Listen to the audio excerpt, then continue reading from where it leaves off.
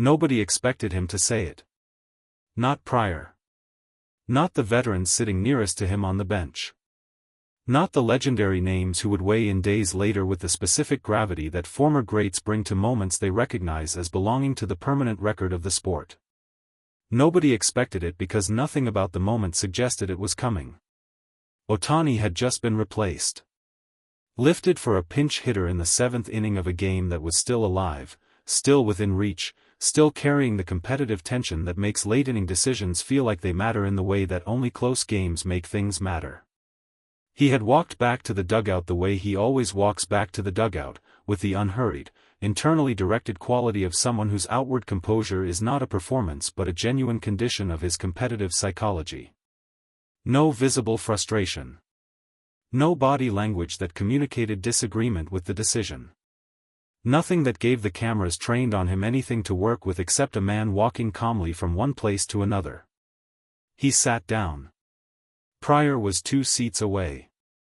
And then Ohtani said the thing that Pryor would describe later, in the conversation that became the story that the baseball world spent the better part of a week discussing, as the most unexpected sentence he had heard in a dugout in his entire professional life.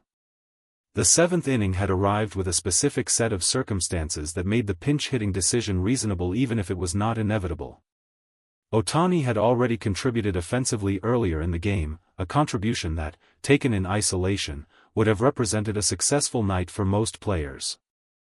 But the at-bat that awaited in the 7th carried a specific matchup dimension that Roberts and the coaching staff had discussed during the previous half-inning with the focused efficiency of people who have limited time and complete information and need to convert one into a decision using the other. The reliever coming in threw left-handed. Threw hard. Had numbers against left-handed hitters that represented one of the most significant platoon advantages currently active in the league. The pinch hitter going in threw right-handed. Had numbers against this specific pitcher, not against left-handed pitchers generally, but against this pitcher specifically, that the Dodgers' analytical staff had flagged as meaningful. The decision was defensible. Possibly correct. The kind that managers make in the 7th inning of close games when the information available points in a direction and they follow it. Ohtani accepted it without visible reaction. Walked to the dugout. Sat down. And said what he said. Pryor heard it clearly. He was close enough that there was no ambiguity about whether he had received it accurately, no possibility that the noise of a baseball stadium had distorted something into a different shape than what it actually was. He turned and looked at Ohtani. Ohtani was not looking at him. He was watching the at-bat unfolding on the field, tracking the pinch hitter's approach with the concentrated attention he brings to everything that happens in a game he is part of, regardless of whether he is actively participating in it. Pryor said, "What did you just say?" Ohtani said it again. Same words. Same tone. Without the defensive adjustment or the softening that people sometimes apply to statements when they realize they have been overheard and are now being asked to account for them. Pryor sat back. He would later describe the next 30 seconds as the 30 seconds he spent trying to decide whether what he had just heard was what he thought it was, whether the sentence contained what it appeared to contain or whether he was mapping his own interpretation onto something more ambiguous than it actually was. He concluded it was exactly what he thought it was. And he didn't know what to do with it. What Ohtani said was this. He said, "Would have hit him." 4 words. Past tense. Stated not as complaint or protest or the expression of disagreement with a managerial decision. Stated as fact. With the calm certainty of someone making an observation about the physical world rather than an argument about a strategic choice. I would have hit him. Pryor understood immediately why the sentence was unexpected. It was unexpected because Ohtani almost never speaks about his own capabilities in declarative terms. He does not predict outcomes. He does not assert what he will do or what he would have done or what he is capable of in the specific, confident language of an athlete performing self-belief for an audience. His relationship with his own ability is expressed through the work rather than the words, through preparation and execution and the accumulated evidence of what he actually does rather than what he says he will do. Which meant that when he spoke this way, when he used this particular form of declarative certainty, it was not a performance. It was a report. Pryor sat with that for a long moment. Then said, quietly, I know. The at-bat ended without the result the Dodgers needed. The pinch hitter, despite the favorable matchup numbers, did what baseball hitters sometimes do with favorable matchup numbers, nothing with them. A strikeout. Clean. The kind that happens when the information is right but the execution doesn't follow it. The inning ended. The game continued. And in the dugout, Ohtani watched the rest of it with the focused, forward-oriented attention of someone who has filed what happened into the appropriate category and moved past it. He did not return to what he had said.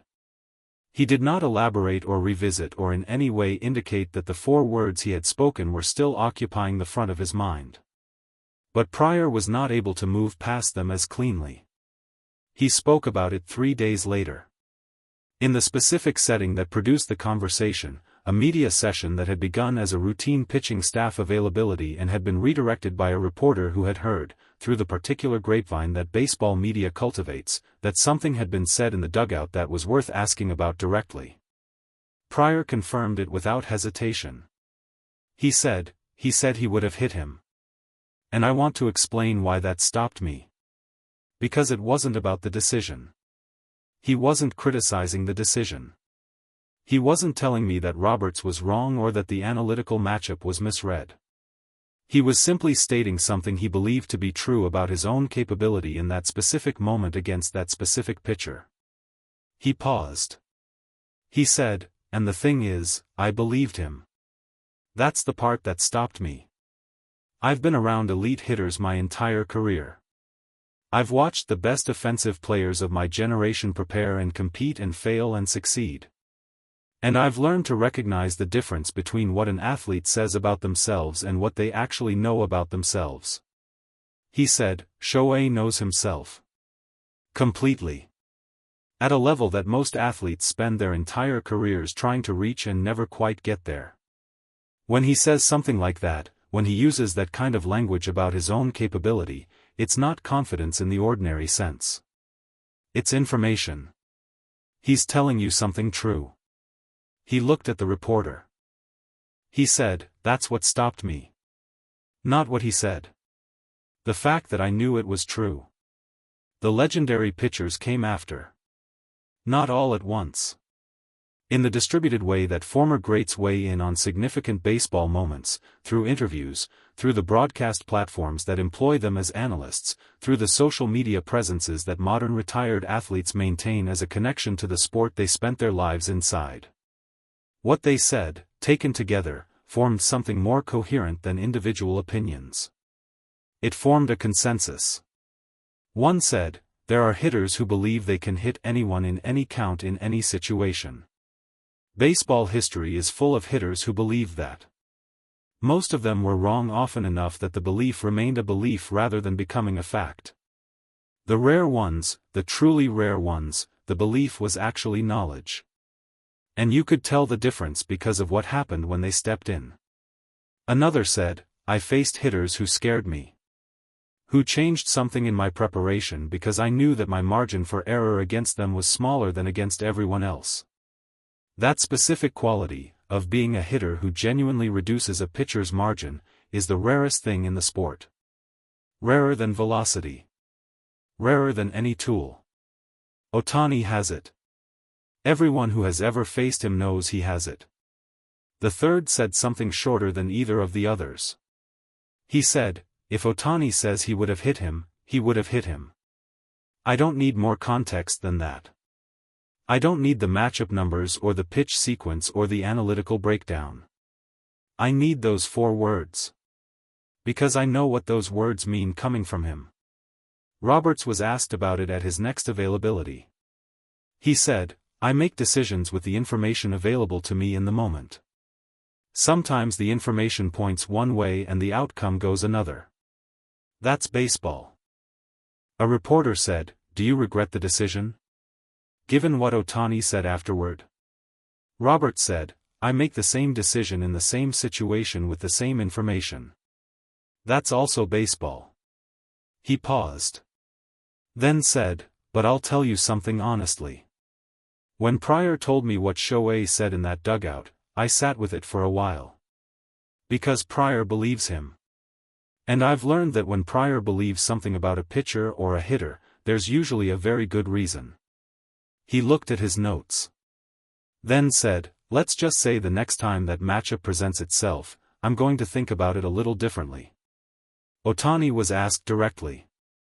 A reporter approached him after practice with the specific courage that the question required, because asking Ohtani to elaborate on something he said quietly in a dugout and did not intend for public consumption is an act of journalistic boldness that carries real risk of a door closing.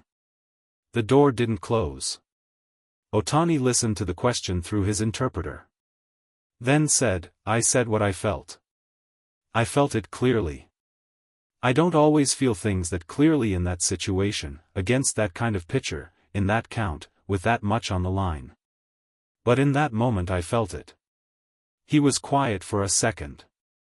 Then said, that's all it was. A feeling I had. That turned out to be something I didn't get to find out if it was true. The reporter said, does that bother you? Ohtani thought about it. Then said, a little. Yes. He almost smiled. Then said, it'll come around again. It always does. And he walked back to the work that was waiting. As it always is. As he always returns to it. Without fail.